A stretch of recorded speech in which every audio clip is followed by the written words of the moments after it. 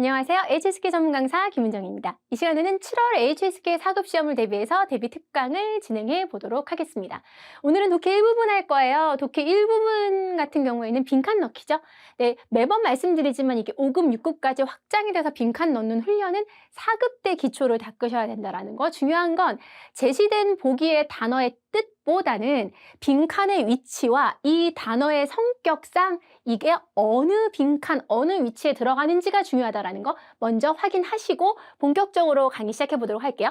적중 문제 봅니다. 이론 설명 많이 하는 것보다 이제 이론은 초반에 조금 공부하시고는 그 다음에 문제를 좀 많이 푸셔야 돼요. 근데 문제 풀 때도 단순히 그냥 내가 문제량으로 승부를 보는 게 아니라 문제 하나를 풀더라도 문제를 보면서 이게 이런 절차로 풀어야 되고 다 풀고 났더니 이게 이런 유형의 이런 의도를 가지고 낸 문제니까 이런 방식으로 이 전략으로 풀어야겠다가 정리가 돼야 그 문제가 맞는 거, 내 거가 되는 거예요. 단순히 맞췄다, 그러니까 맞는 문제들은 넘어가고 틀린 것만 확인하시는 분들도 있잖아요. 안 돼요. 모든 문제를 꼼꼼하게 다 이 절차를 밟고선 공부하시는 연습 4급 때부터 시작하시는 게 좋을 것 같습니다. 자, 46번에서 50번까지 이제 문제 한번 샘플로 볼 거예요.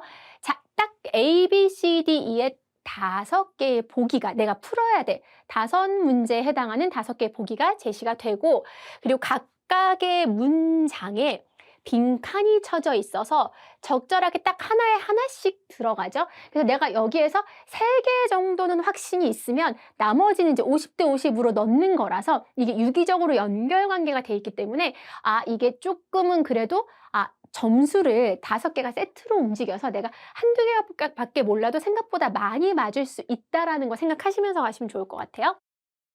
첫 번째 단계 뭡니까? 제시된 보기의 품사와 뜻 살피기. 요거 먼저 기억을 하시고 가시면 좋아요. A 갈게요. 투란 하면 부사로 갑자기 라는 뜻이에요. 자, 여러분 그럼 문장에서 얘는 갑자기 뭐뭐 하다. 부사는 일반적으로 수어 앞에 오죠. 주어랑 수어 사이에 오는 경우가 많아요. 요디얼이랑 이디얼 많이 배우셨죠? 자, 요디얼은 부사예요. 그러니까 이디얼은 보어예요. 이런 그 용어가 중요한 게 아니라 비엔이디얼, 이디얼은 보통 수어 뒤에 붙는데 요가 있잖아요. 어떠한 느낌을 가지고 있다 해서 보통은 수어 앞에 쓰이는 부사라는 거예요. 뒤에는 보통 부정적인 형용사가 오는 경우가 많은데 그건 뒤에 자세히 설명을 드릴게요. 그리고 빙, 양사죠. 병, 리앙, 양사죠. 한 글자는 양사 아니면 동사예요. 근데 보시면 차량에 대한 차를 셀 때 마샹, 곧이라는 부사예요. 보통은 명사, 동사, 형용사가 많이 나오고 그걸 집중적으로 다뤄요. 제가 이제 이 데뷔 특강을 수년간 진행을 해올 때도 비중이 사실은 동사, 명사, 형용사가 많았죠.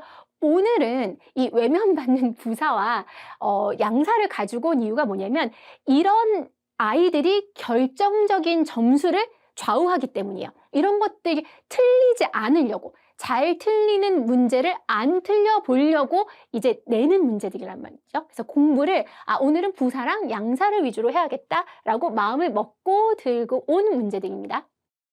자, 그 다음에 확인을 해야 할 것이 이제 먼저 보기에 대한 품사와 의미가 파악이 됐다면 빈칸의 위치를 보셔야 돼요. 아까도 말씀드렸다시피 부사는 수어 앞에 놓이고 양사 같은 경우는 되게 쉽죠. 명사 앞에 놓이면 되니까 뭐 한 개, 한 병의 콜라 뭐 이렇게 갈 때 보통 명사 앞에 양사가 놓이니까 그래서 보시면 원마이 동사 뒤니까 부사는 절대 못 오고 보다오지오라는 명사가 있어요. 와인, 포도주. 이게 얘랑 케이크를 사서 가려나 봐요. 뭔가 이제 파티를 하나라는 건 뭐 그건 내용상의 추측이고요. 그다음에 47번의 빈칸 보면 주어가 있고 지금 이게 물론 부사긴 하지만 전체적으로 뭐뭐 할 것이다라는 수어 앞에 제시되어 있는 게 부사 아니면 양사기 때문에 부사의 위치는 여기가 가능하겠구나. 위치 보는 거예요. 빈칸의 위치. TN 되게 이상하죠. 한 글자 한 글자 사이의 빈칸 너무 이상해. 근데 하늘이 흐리다는 거예요. 그래서 하늘은 주어고 흐리다는 수러인 거죠. 그럼 주어랑 수러 사이에 빈칸이 있는 거예요. 중국어는 뜻글자이기 때문에 하늘이라고 해서 이렇게 두 글자로 가는 게 아닐 수 있으니까요. 칸칠라이 야오샤오일러 비가 올 것 같아서 우산 가져가란 얘기인데 일단 빈칸의 위치 확인하는 겁니다. 49번 이것도 주어랑 수러 사이 부사로 추정이 되고요. 50번 저 지시사 다음에 명사 사이에 양사 이렇게 보면 문제는 한 큐에 해결이 돼요. 하지만 진짜 시험에 갔을 때는 명사, 동사, 형용사가 다 섞어 나오기 때문에 오늘은 특화시켜서 가는 거죠. 머릿속에 이걸 넣으시면 돼요. 부사는 주어랑 수어 사이, 양사는 명사 앞에 라고 기억을 하시면 좋을 것 같습니다. 자, 그럼 조금 꼼꼼하게 살펴볼게요. 자, 쉬운 문제, 양사 문제는 좀 쉬워요. 왜냐면 푸타오지우, 그러니까 핑 넣으면 되고 그 다음에 여기는 차니까 리앙, 차에 관련된 한 대, 두 대, 세 대를 넣으면 되니까 그래서 빙이랑 리앙을 찾기 쉽기 때문에 쉬운 문제를 먼저 풀어보자가 되는 거죠. 자, 해석을 한번 해볼게요. 내가 와인 한 병이랑 그리고 케이크 만들어서 가져가면 될 것 같아 라는 뜻이죠. 순서대로 해석하시면 되고요. 저 리앙 지시사랑 명사 사이에 공지하오처 관광버스인가 봐요. 이 앞에 차 들어가 있잖아요. 부수가 뜻을 의미하는 경우가 좀 많거든요.